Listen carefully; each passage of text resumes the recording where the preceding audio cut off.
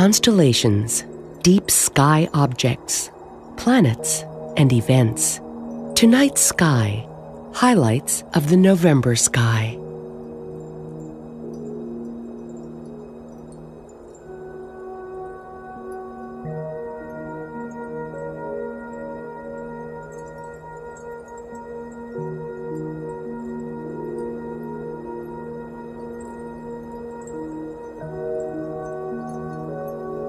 After the sky grows dark, look for magnificent Jupiter in the east.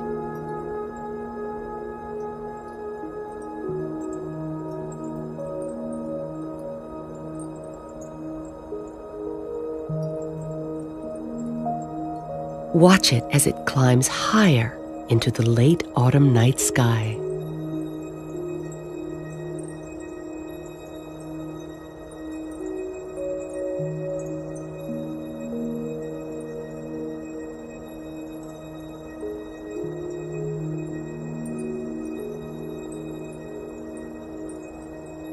Some fish, a ram, and a triangle can all be found in the November night sky. Pisces, in ancient mythology, are twin fish tied together. They represent two Greek gods fleeing fire. Look for the circlets of stars high in the southern sky.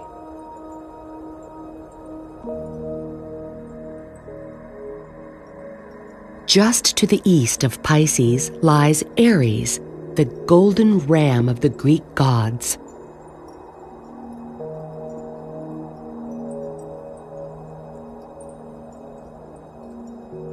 It is a dim constellation. Pisces and Aries are in the zodiac, the band of sky through which the sun appears to travel.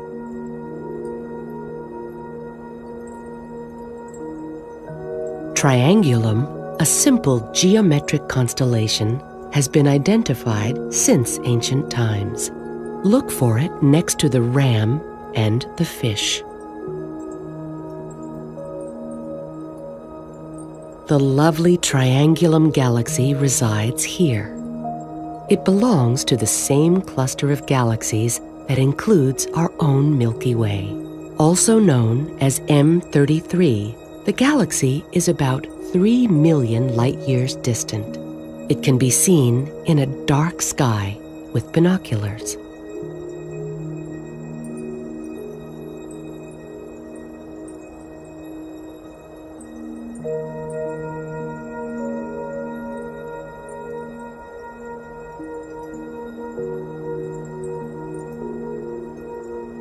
Venus rises in the pre-dawn hours to grace the eastern horizon. It will appear brighter than the nearby star, Spica.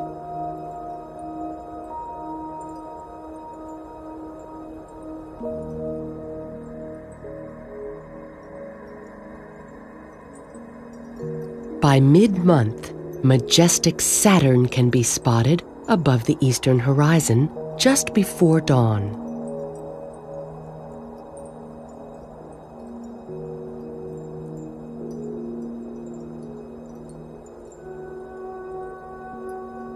During the last week of November, Saturn and Venus will cozy up to one another. With a clear view of the eastern horizon, you might also spot Mercury lying low in the east during the final days of the month.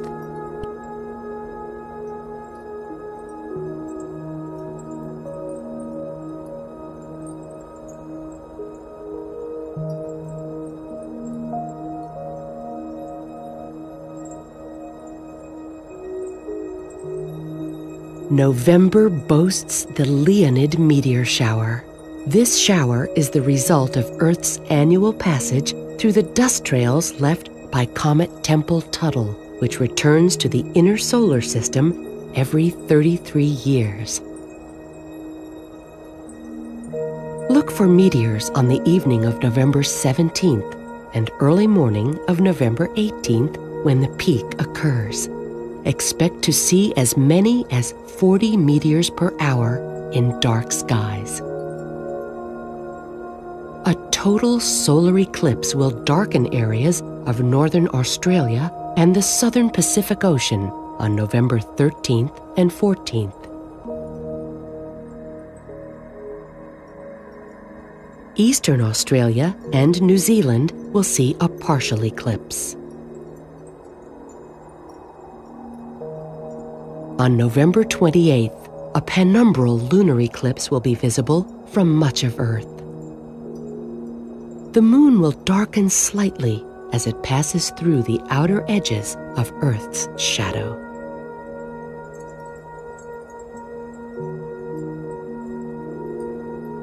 The night sky is always a celestial showcase. Explore its wonders from your own backyard.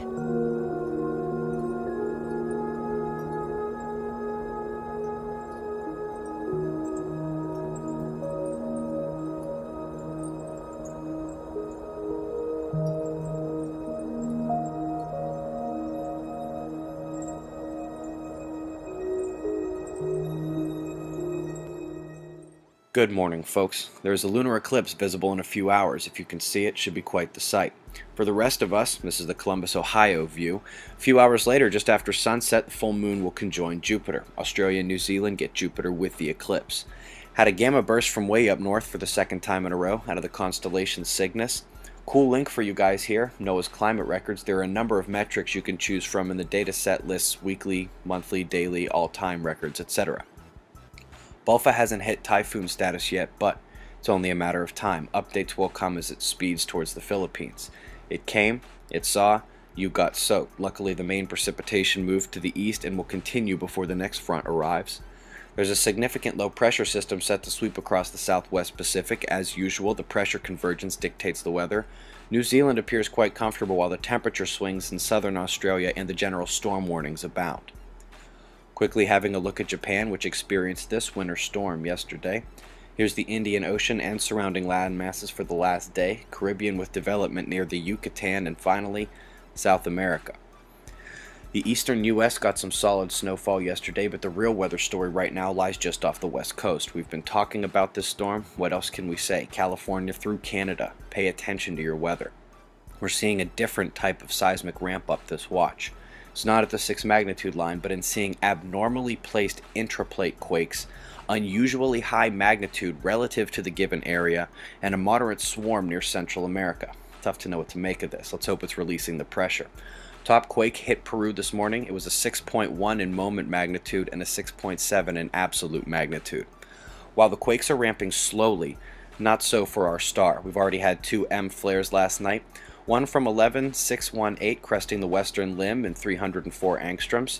The Great Growing Wonder 11620 popped one with no coronal mass ejection, and the northeastern limb with the solar tsunami in CME that may just graze Earth.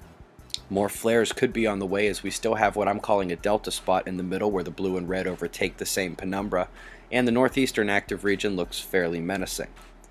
Also got a coronal hole stream on the way from that dark spot you see near the center. Still awaiting 2 CME impacts first. Eyes open. No fear. It's 6:30 a.m. Eastern Time, and that's the news. Be safe, everyone.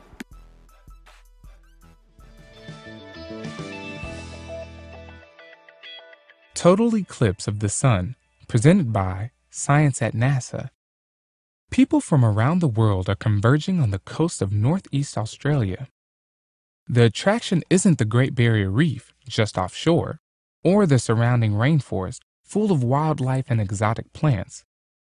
They're going to see a total eclipse of the sun. On the morning of November 14th, Australia time, just after sunrise, the moon will pass directly in front of the sun.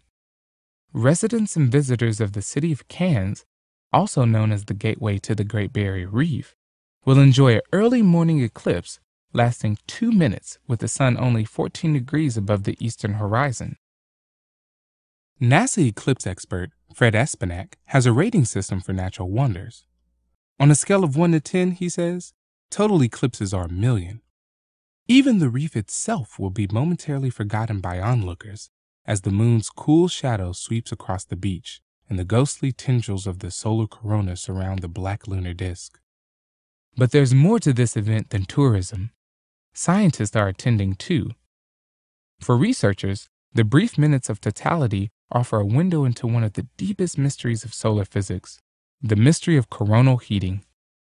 In plain language, they'd like to know why the sun's outer atmosphere, or corona, is so hot. The surface temperature of the sun is only 6,000 degrees Celsius, yet the corona above it is much warmer, 1,000,000 degrees Celsius, or even more. To understand the physics involved, astronomers have developed instruments called coronagraphs, which block the glare of the sun to reveal the faint corona.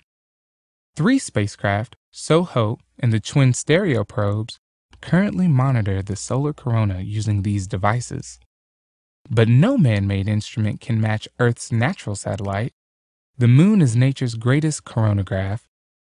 During an eclipse, the moon reveals the innermost corona, which man-made coronagraphs have trouble seeing, explains Shadia Habal of the Institute for Astronomy in Hawaii. That is where all the magnetic field and physical processes responsible for heating the corona are evolving most rapidly. On November 12th, Habal will be in Palm Cove, Australia, to deliver a keynote speech at a solar physics conference, sponsored in part by NASA's Living with a Star program. The title of her talk is The Unique Scientific Advantages of Total Solar Eclipse Observations. 2 days later, Habal and her colleagues will be inside the path of totality, monitoring the eclipse with a variety of telescopes and spectrometers at 6 different wavelengths from 2 different sites. Williams College astronomy professor Jay Pasakoff, chair of the International Astronomical Union's Working Group on Eclipses, will be there too. He has observed an astounding 55 solar eclipses. The Australia eclipse will be my 56th, he notes.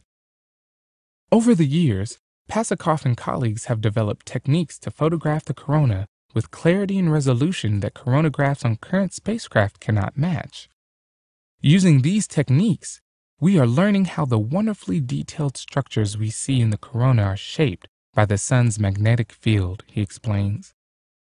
The shapes vary in a regular way during the sun's 11-year sunspot cycle. We can use this information to improve predictions of the next solar cycle. That's a lot of science in 2 minutes of shadowy darkness. After totality is over, the moon's shadow will sweep out across the South Pacific Ocean, tracing a line thousands of miles long across uninhabited waters, reaching almost, but not quite, the coast of South America. Back on the beach, scientists will be taking a first look at their data, while tourists start thinking about breakfast and snorkeling in the reef. For all concerned, it's a great way to begin the day. For more information about the eclipse, including live webcasts and images, visit science.nasa.gov. I came across with a couple of astonishing images available on NASA's Solar Dynamics Observatory website, showing a massive hole in the sun's corona, with the shape of an isosceles triangle. These are high-resolution images of solar activity between March 11th and March 13th, taken by the SDO spacecraft, which is equipped with a suite of instruments that measures the ultraviolet spectral irradiance of the sun, Doppler shifts, magnetic field, and makes images of the chromosphere and inner corona. The triangle-shaped hole was recorded in several different spectrums by the cameras of Atmospheric Imaging Assembly Instrument, and I downloaded some of these images, as well as the compiled videos for make this analysis because in my opinion, this is not a natural phenomena. First off, notice that most of videos are missing several frames between March 11th and March 13th. I have already verified it in the database of SOHO and NASCOM websites, which suggests a major cover-up on this event. The hole is not entirely visible, and surely the lack of several frames is not helping a better visual of the event either, but under some specific spectrums, we can distinguish its silhouette from the plasma layer, and it's absolutely massive, almost the size of the sun itself. These images sparked extensive and controversial discussions in conspiracy forums about the nature of this phenomena. I'm definitely no expert in solar activity, but judging by other images of coronal holes in the sun I have seen, a breach that size in the corona is not usual, let alone with the shape of a triangle. It seems that it can be seen better in some spectrums than in other. Though, a more careful analysis into these images seems to reveal some sort of solid volume in the lower side of the hole, covered by the plasma. It's hard to find words to describe something like that, and certainly what I said already is not enough to put the things under a better perspective, but the impression I had is that this hole is a portal, a stargate through the sun that's not fully visible only because of the plasma layer, covering what I assume is the lower left vertex of the triangle shape.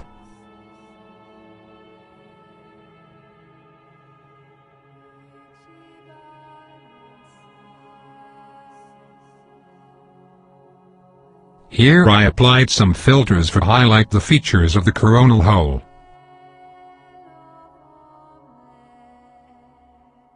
This is an image of the same phenomena, taken in March 12 by GOES Solar X-ray Imager spacecraft of the National Oceanic and Atmospheric Administration. And this is another image from the same spacecraft, taken in March 13.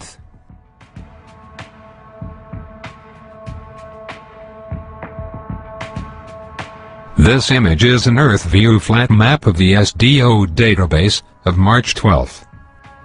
Notice that the triangle-shaped coronal hole is placed right in the middle of the sun, at latitude and longitude 0. What are the odds of this being a natural phenomena? This is an overlay method of image analysis, provided by the Solar Terrestrial Activity Report Service, for the database of SDO spacecraft. This map is from March 12, and you can see the almost perfect geometric shape of an isosceles triangle, cut in the sun's corona, which obviously would be better visualized if it hadn't been partially covered by the plasma. These images probably corroborate the statements of the physicist Nassim Haramein, who claims that the sun as well as any star are natural stargates used by advanced extraterrestrial civilizations for transporting planet-sized spaceships to different points of the galaxy.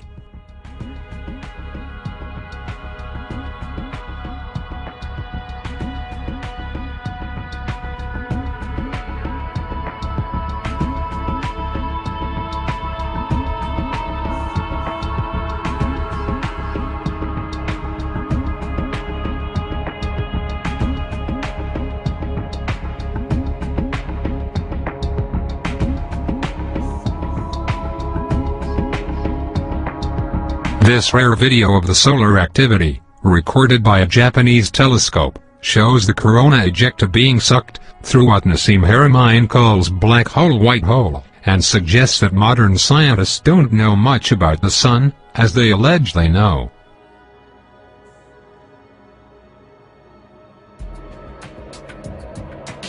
Assuming that what these images are showing is an actual stellar portal, whoever did open it made sure it would draw the attention of our civilization.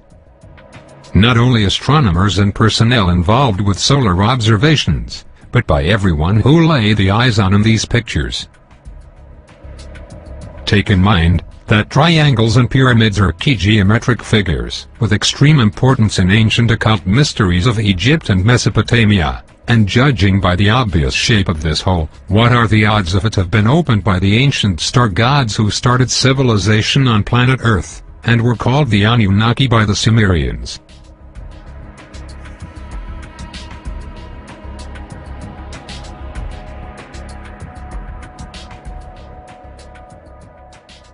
Fine one. You see this one? That's a particle from the sun hitting the camera. So you can ignore these little bleeps. But if you actually go backwards, you will find that there is only one object going towards the sun at first. And then at this frame,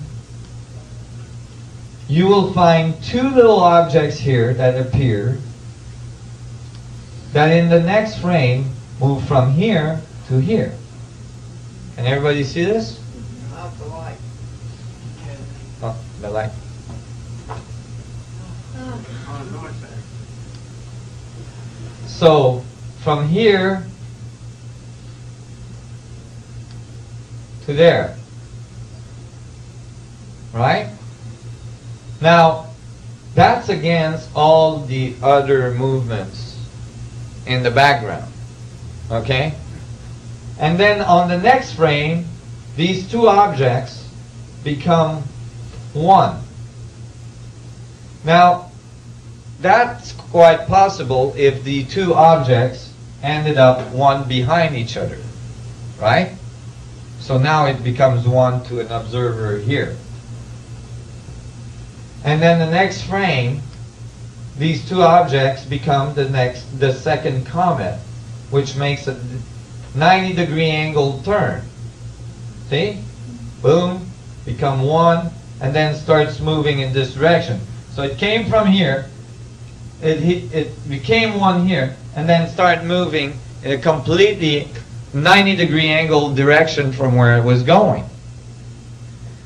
Now the only comets that I know of that do that type of crazy movements are the ones that have little windows and little guys in the back waving. Okay? The size of the Earth? The size of the Earth. And here you can tell that the objects make most likely a full orbit of the Sun, and then boom, enters the Sun approximately at 19.47 latitude, probably in the sunspot, and then this huge plasma ejection comes out. Let's take a look at it. Boom. The other thing is the objects don't break into pieces like comets would do. And so I was really amazed to find this video. And I thought, my God, you know, if you were a society that had ships the size of the Earth, you wouldn't be able to go into any small black holes like the Earth. It would be, your ship just would be too big for the Earth. So you'd go for the next fractal level of black holes, you'd go for the Sun. But if you were using a smaller ship and you wanted to go through the black hole of the Earth, then you would find that black hole by going through the sunspots of the Earth. These sunspots would be the volcanoes you find on Earth. And that's when I start to realize as well that volcanoes might not be what we think they are. Meaning that, you know, for instance, the most active volcanoes on Earth are at 19.47 latitude. They're right where I live, on the island on the big island of Hawaii. And we find most volcanoes have a large amount of UFO activity. The volcanoes at 19.47 latitude in Mexico have so much UFO activity that the government, the Mexican government, has started to train pilots so that they know where the UFO activity is and they can avoid these routes when they're approaching Mexico City for landing. It's actually become mandatory that they follow that class if they are landing more than a certain percentage in Mexico City. Why? Because Mexicans typically sit on their porch at night and look at the UFOs coming in and out of volcanoes. That's how much activity there is. So I was thinking, well, if you're ship, though, is the size of the Earth, then you'd have to go for the sun. And as I was thinking this, the music was playing in the background, and this was what played. And I thought that was very indicative.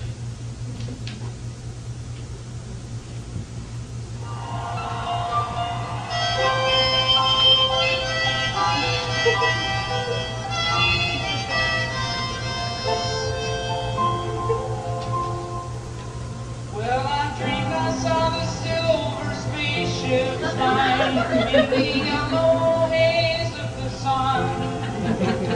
There were children crying and colors flying all around the chosen ones. All in a dream, all in a dream. The loading had begun. We were flying Mother Nature's silver seed to a new home in the sun. Flying Mother Nature's silver seed to a new home.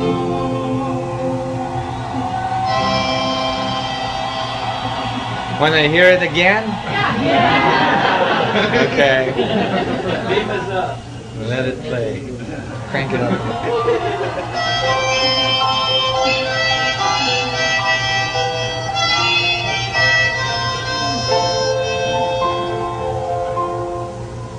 Well, I dreamed I saw the silver spaceships flying in the yellow haze of the sun. There were children crying and colors flying all around the chosen ones. All in a dream, all in a dream. The loading had begun. We were flying Mother Nature's silver seed to a new home in the sun. Flying Mother Nature's silver seed to a new home.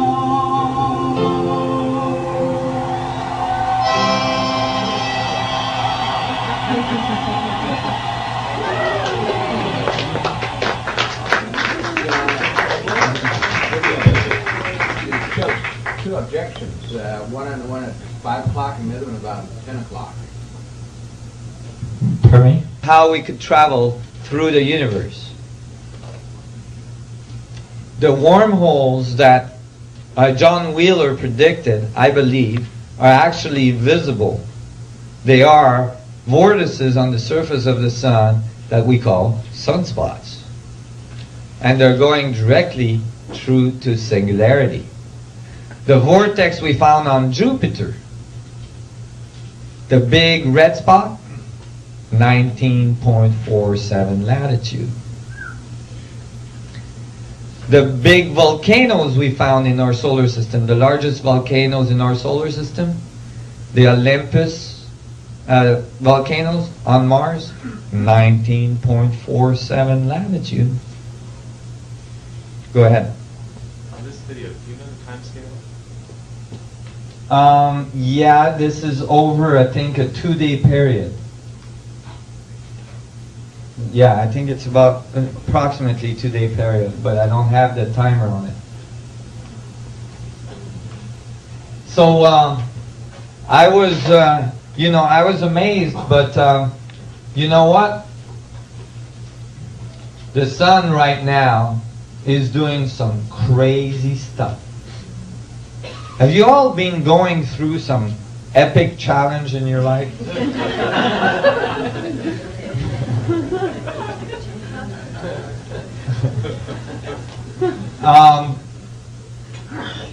Don't take it personally. There's a lot going on out there that actually makes it almost unbelievable that we're here. Unbelievable. Did you know that last winter a comet almost twice the size of Jupiter flew through our solar system? Yeah, they didn't talk about that one. They released the data at the last minute. Let me pull it out for you, just so you see it. People don't know about this. Unbelievable. They didn't even talk about it on TV. Why? Because they thought we were toast. They thought we were done. A planet, a comet twice the size of Jupiter is not trivial. Jupiter is the largest planet in our solar system. An object twice the size of that is extremely massive. And there's no doubt that it should have disrupted many of the orbits in our solar system and created huge tidal wave on this planet. Why didn't it? I don't know. Here it is. This is the video that was given by NASA about it. They didn't talk about it, they just put it on the net, on the solo site. And you know, basically, you were looking at, you know, the basic telemetry of the sun. And then all of a sudden, oh, what's that? Okay, this is called a V1 comet.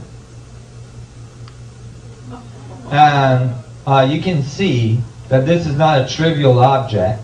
Look at the sun flare that goes at it and actually disrupted its path. And this is the size of the sun, you guys. Okay? The sun is enormous. The Earth looks like a little bitty dot beside the sun. Right? This is a huge object flying right towards the sun, actually, and went around the sun. Astronomers thought it was going to hit the sun. That's why they thought we were toast. But it looks, and I'm not sure about this, this is extremely difficult to get data on this. They won't talk about it much. But I think that it didn't hit the sun because of this sun flare that actually moved it away. Did you see that? What's the black stripe? Oh, that's the arm that holds that little disc so that the lens doesn't get burned. But you can see that that sun flare moved that that comet away from it. This is the Vatican that did all this? Well, the Vatican has a large investment in most of the probes that observe the sun and the dates when it was going to come back. Well, they missed by 2 weeks. And all the people that are looking for Planet X, they're all disappointed because they say Planet X didn't show up. They didn't notice a comet twice the size of Jupiter showed up. The comet was 2 weeks in advance from the Sumerian text, but hey, on a 10,000-year prediction, I think that's pretty dang good. Right? It's a quarter inch off. Yeah, exactly. Was it observable from? It was. Yeah, it was observable from the west coast here very early in the morning, at sunrise, I believe. What month? February, yeah. Of 2003? Yeah, last winter. And here's the map when I updated it, and it showed the comets. And there was two, one after the other. Now let me play this in slow-mo. This first comet came by, which is already enormous. And then this one. Check this out. Are they in the same orbital plane? No. They're on an angle coming in. Right, so it's not quite as bad as it looks. Yeah. However, the gravitational field of an object that big going inside the Mercury orbit should have pulled Mercury right into the sun. And look at the tail When it's at the sun, the tail is still in the Earth's orbit. Well, if you know what the orbit is, you should be able to calculate what The gravitational influence was. what the perturbation is to the orbit. Yeah, we did. We shouldn't be here. Why are we here? Why are we here? If it didn't snap back, that means it's still moving. Pardon me? The orbit of the Earth, you know, I mean, if you're saying that it changed the orbit of the Earth, then it's changed. Oh, it didn't. Because if it did change the orbit of the Earth, it would have changed. The calculations show that it would have changed it significantly, and a significant change in our orbit would have generated tidal waves and all sorts of events on the surface of the planet that we didn't see. Well, mostly necessarily, yes. A small change over time would be a big change. A small change for the short time. It wouldn't be a small change. It would be a large change, including Mercury going into the sun behind the comet. You know? You're talking a huge gravitational field here. Extremely large. I believe that we were given another chance. And we're really not here, we just think we're here. Well, I think we're floating in grace. We're definitely floating in grace at this point, and somebody is taking care of us. Go ahead. And with a tail that large, I'm amazed that we didn't get more of a visual on that thing from Earth. Well, it's because of the angle at which it came in, and the angle of the Earth relative to it. It was not easily available, but there's pictures on the net of it. People took pictures in the morning of the comet. It's enormous. It occurred that quickly. It was pretty. Yeah, it was moving extremely fast. It moved extremely fast. Within a question of a few days, it was out of our solar system. Yeah. The size of a comet, I mean the mass of the comet isn't based on the size of the comet. Comets can appear extremely large and yet be extremely small, but what we see is expanded gas. Were they actually able to see the nucleus of the comet? Yeah, the expanded gas, that's a good point. The expanded gas of that comet is much larger than the sun. Well, Yes, you s- the material size of the corona would tell whether or not it would really affect the perturbation. you see the size of the perturbation and the expansion of the gases around the comet makes the size of the comet actually much larger than twice.